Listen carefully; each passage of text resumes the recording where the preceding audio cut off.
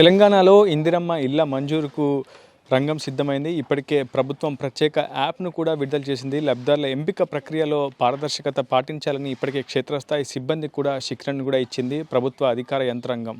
అటు గ్రామాల్లో పంచాయతీ కార్యదర్శులు, మున్సిపాలిటీలో వార్డు ఆఫీసర్లు ప్రత్యేకంగా ఈ యాప్ ద్వారా లబ్ధిదారుల ఎంపిక ప్రక్రియను అయితే పూర్తి చేయబోతున్నారు. ఈ యాప్లో అన్ని అంశాలను కూడా పూర్తిగా సమగ్రంగా డేటాను సేకరించి అందులో అప్లోడ్ అయితే చేయబోతున్నారు. ఇప్పటికే ప్రజాపాలన కింద వచ్చినటువంటి అన్ని దరఖాస్తులను పూర్తి స్థాయిలో వెరిఫై చేశాక క్షేత్రస్థాయిలో దరఖాస్తుదారుడి ఇంటికి నేరుగా వెళ్ళి పూర్తి స్థాయిలో వాళ్ళకు ఉన్నటువంటి ఇల్లు, ప్రస్తుతం ఉన్నటువంటి ఇంటి స్వరూపం, అదేవిధంగా ఇంటి స్థలం ఎవరి పేరు మీద ఉంది, ఖాళీ స్థలం ఉందా లేదా, కుటుంబ సభ్యుల పేరు మీద ఉందా, వారి పేరు మీదే ఉందా, ఇలా అనేక అంశాలకు సంబంధించినటువంటి ప్రతి ఒక్క డేటాను కూడా యాప్లో నిక్షిప్తం చేయబోతున్నారు దానికి సంబంధించినటువంటి సదరు ఆఫీసర్లు. ప్రస్తుతం ఖమ్మం నగరంలో కూడా విస్తృతంగా ఈ ప్రక్రియ కొనసాగుతుంది. ఇందిరమ్మ ఇళ్ల యాప్కి సంబంధించినటువంటి దాంట్లో పూర్తిగా డేటాను అయితే నిక్షిప్తం చేయబోతున్నారు. దానికి సంబంధించినటువంటి వార్డు ఆఫీసర్లు కూడా ప్రతిరోజు కూడా పదుల సంఖ్యలో ఇళ్లను సర్వే చేస్తూ దరఖాస్తుదారుడి ఇంటికి నేరుగా వెళ్ళి వాళ్ళ యొక్క అర్హతలను పూర్తి స్థాయిలో అధికారులు కూడా అడిగి తెలుసుకుంటున్నారు. ప్రత్యేకంగా ప్రభుత్వం ఇందుకోసం ఒక యాప్ను రూపొందించింది. లబ్ధిదారుల ప్రక్రియ అంతా కూడా యాప్ ద్వారానే చేయబోతున్నట్లు కూడా ఇప్పటికే దానికి సంబంధించినటువంటి గృహ నిర్మాణ శాఖ మంత్రి పొంగులేటి శ్రీనివాసరెడ్డి కూడా స్పష్టంగా చెప్పాడు. ప్రస్తుతం మనం చూస్తున్నాం, వార్డు ఆఫీసర్ నేరుగా ఇంటికి వచ్చారు. ఇంటికి వచ్చి ప్రజాపాలనలో ఇందిరమ్మ ఇల్లు కావాలంటూ దరఖాస్తు చేసుకున్నటువంటి దరఖాస్తుదారుడి ఇంటికి నేరుగా వచ్చి అక్కడ వాళ్ళ ఇల్లు ప్రస్తుతం వాళ్ళు ఇంట్లో అద్దెకు ఉంటున్నారా, లేదంటే సొంతంగానే ఇల్లు ఉందా, కుటుంబ సభ్యుల పేరు మీద ఇల్లు ఉందా, ఖాళీ స్థలం ఉన్న వారికే ఈసారి ప్రభుత్వం మొదటి దశలో ప్రతి నియోజకవర్గానికి 3,005 ఇల్లు మంజూరు చేయడంతో ప్రస్తుతం వారికి స్థలం ఉందా లేదనే అనేక అంశాలకు సంబంధించినటువంటి వివరాలను కూడా ప్రస్తుతం అధికారులు తెలుసుకుంటున్నారు. ప్రస్తుతం ఆ వార్డ్ ఆఫీసర్ మనతో ఉన్నారు, ఆయనతో మాట్లాడించే ప్రయత్నం చేద్దాం. సార్, రోజు ఎన్ని ఇల్లు మీరు ఇలా వెరిఫై చేస్తూ ఉంటారు? ఎంతమంది దరఖాస్తులను కలుస్తారు? 30 to 50 వస్తుంది. ప్రతిరోజు 32-50. ఎన్ని ప్రశ్నలు మీరు దరఖాస్తుదారుని అడుగుతారు? దానికి సంబంధించినటువంటి డేటా అంతా కూడా యాప్లో నిక్షిప్తం చేస్తారు. 8 కాలమ్స్ ఉన్నాయి. 8 కాలమ్స్లో సబ్ కాలమ్స్తో కలిపి దాదాపు 15 to 20 వరకు. ఏ అంశాలు ఉన్నాయో కొంచెం వివరించగలరు? ఇందులో వచ్చేసి అవైలబుల్ మనం గవర్నమెంట్ స్కీమ్లో ఎంతమంది తీసుకున్నారా, లేదంటే రెంటెడ్ ఉన్నారా, రూఫ్ టైప్ ఏంటి, వాళ్ళు ఉండే స్ట్రక్చర్ టైప్ ఏంటి అనేది, ఫొటోస్ ఒకటి 3 అప్లోడ్ చేయాల్సి వస్తుంది, వాళ్ళ డాక్యుమెంట్ అప్లోడ్ చేయాల్సి వస్తుంది. ఇంత వీళ్ళే ఉన్న డిజేబుల్డ్ పెన్షన్ కానీ డిజేబుల్డ్ సంబంధించిన వాళ్ళు ఉన్నారా, ఒంటరిమలకు సంబంధించిన వాళ్ళు ఉన్నారా, ఈ డీటెయిల్స్ కూడా తీసుకోవాల్సి వస్తుంది మనం. అంటే ఈసారి ప్రభుత్వం చాలా స్పష్టంగా చెప్పింది, పేదల్లో బహుపేదలు ఎవరున్నారో వాళ్ళకి మొదటి దశలో ప్రాధాన్యత కల్పిస్తాం. ప్రధానంగా పారిశుధ్య కార్మికులు కావచ్చు, వికలాంగులు కావచ్చు, దివ్యాంగులు, ప్రధానంగా ట్రాన్స్జెండర్లు, ఇలాంటి కొంతమంది విభాగాలకు సంబంధించినటువంటి అత్యంత బహుపేదరికాన్ని అనుభవించినటువంటి వ్యక్తులకు ఈసారి ఇందిరమ్మ ఇళ్లలో ప్రాధాన్యత కల్పిస్తామని ప్రభుత్వం చేస్తుంది. అలాంటి లిస్టులో ఎవరెవరు ఉన్నారు? 7th కాలమ్స్లో మనకి డిజేబుల్డ్ ఉంది, విడో ఉంది, ట్రాన్స్జెండర్ ఉంది, ప్లస్ ఆర్పిఎన్ ఉంది, సింగిల్ ఉమెన్ ఉంది. ఇట్లా కేటగిరీస్ ముందు ప్రాధాన్యత వాళ్ళకే ఉంది. 7th కాలమ్స్ కూడా మొత్తం దానికే కేటాయించారు మొత్తం.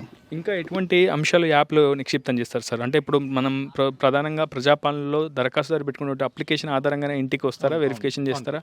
మొత్తం కార్పొరేషన్ పరిధిలో ఎంతమంది ఉన్నారు, మే అన్న ఐడియా ఉంది సార్? ఎన్ని అప్లికేషన్స్ వచ్చాయి? అప్రాక్సిమేట్లీ 53,000 అని చెప్పారు మా సార్. 53,000 పైగా. అంటే ప్రతిరోజు మీరు ఎన్ని దరఖాస్తుదారులు ఎంతమందిని కలుస్తారు? ఎన్ని రోజులు పడుతుంది ఈ సమయం, ఈ ప్రాసెస్ అంతా కూడా? స్టార్ట్ చేసాం కాబట్టి మినిమం 50 చేయమని సార్ చెప్పారు. 50 అవుతున్నది. మీకు ఎటువంటి శిక్షణ ఇచ్చారు ఈ యాప్లో ఈ డేటా నిక్షిప్తం చేయడానికి? లాటిట్యూడ్, లాంగిట్యూడ్, లొకేషన్ తీసుకుంటారా?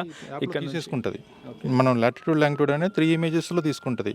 బెనిఫిషరీ హౌస్ ముందు నిలబెట్టి ఒక ఫోటో తీస్తాము, వాళ్ళ రూఫ్ టైప్ ఒకటి ఫోటో తీస్తాము, వాళ్ళ రూమ్ అండర్ ప్రతి దానికి లాటిట్యూడ్, లాంగిట్యూడ్ కంపల్సరీ.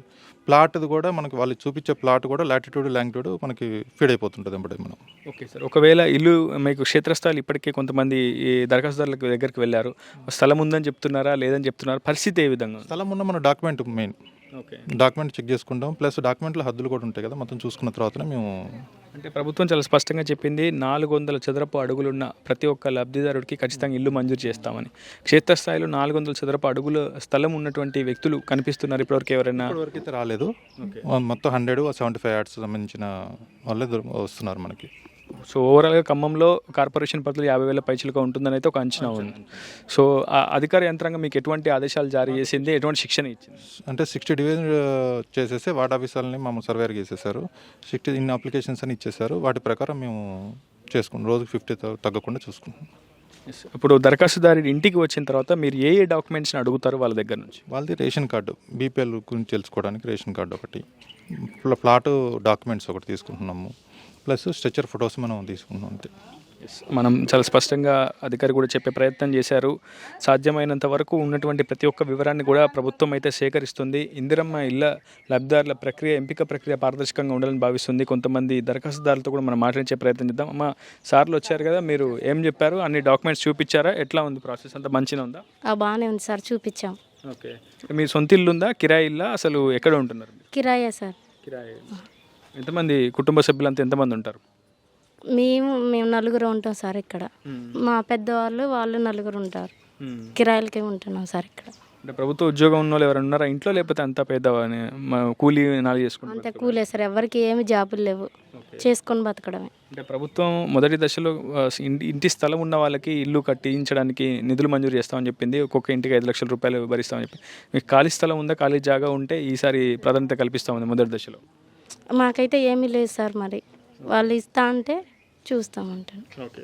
మరి అధికారులు వచ్చినప్పుడు అన్ని డాక్యుమెంట్స్ ఇచ్చారా? రేషన్ కార్డు, ఇతరత్ర అన్ని, ఆధార్ కార్డు ఇవన్నీ చూపించారా? చూపించాం సార్, అడిగారు, చూపించాం మేము. ఓకే. మీరు ఓవరాల్గా ప్రభుత్వానికి ఏమైనా చెప్పాలనుకుంటున్నారా? ఏం లేదు సార్, మాకైతే ఏమీ లేదని చెప్పడమే ఇక. మొత్తంగా అటు దరఖాస్తుదారులు కూడా అధికారులకు సహకరించాలని చెప్పి ప్రభుత్వం కూడా కోరుతుంది. క్షేత్రస్థాయిలో ఉన్నటువంటి సిచ్యువేషన్ని కూడా యాప్లో నిక్షిప్తం చేస్తున్నారు. ప్రస్తుతం ఉన్నటువంటి ఏ ఇంట్లో వాళ్ళు అద్దెకుంటున్నారో వాళ్ళకి 400 చదరపు అడుగుల స్థలం ఉందా లేదా, వాళ్ళ పేరిట ఉందా లేదా, దానికి సంబంధించినటువంటి డాక్యుమెంట్స్ ఉన్నాయా, రేషన్ కార్డు ఇతరత్ర అన్ని సంబంధించినటువంటి గుర్తింపు కార్డులను కూడా ప్రస్తుతం ప్రభుత్వ అధికారులు సేకరిస్తున్నారు. ఆ తర్వాత యాప్లో నిక్షిప్తం చేసిన తర్వాత అర్హుల ప్రక్రియను పూర్తి స్థాయిలో పూర్తి చేశాక వాళ్ళకి ఇళ్ల మంజూరుకు సంబంధించినటువంటి ఉత్తర్వులను కూడా ప్రభుత్వం అయితే అందించబోతుంది. ఏదేమైనా అటు క్షేత్రస్థాయిలో తెలంగాణ వ్యాప్తంగా దారిద్ర్య రేఖకు దిగువన ఉన్నటువంటి లక్షల కుటుంబాలన్నీ కూడా ఇందిరమ్మ ఇళ్లపై ఎంతో ఆశగా ఎదురు చూస్తున్నాయి. ఎందుకంటే గతంలో కాంగ్రెస్ హయాంలో ఇందిరమ్మ ఇల్లు పొందాము, కానీ ఇప్పటికీ చాలామంది అప్పట్లో పొందలేకపోయాము. ఈసారి ఇందిరమ్మ పాలన అంటూ కాంగ్రెస్ ప్రభుత్వం అధికారంలోకి వచ్చిన తర్వాత, అధికారాన్ని చేపట్టిన తర్వాత మళ్ళీ తొలిసారిగా ఇందిరమ్మ ఇళ్ల ప్రస్తావన రావడం, ప్రస్తుతం దానికి సంబంధించినటువంటి ఎంపిక ప్రక్రియ కొనసాగడం కూడా చాలా ఆనందనీయంగా ఉందని చెప్పి దరఖాస్తుదారులు చెప్తున్నారు. మా అందరికీ న్యాయం చేయాలి తెలంగాణ ప్రభుత్వం అని చెప్పి కూడా కోరుతున్నటువంటి పరిస్థితి. అసలైన తొలి వెలుగు. ఫాలో వాట్సాప్ @తొలి వెలుగు official.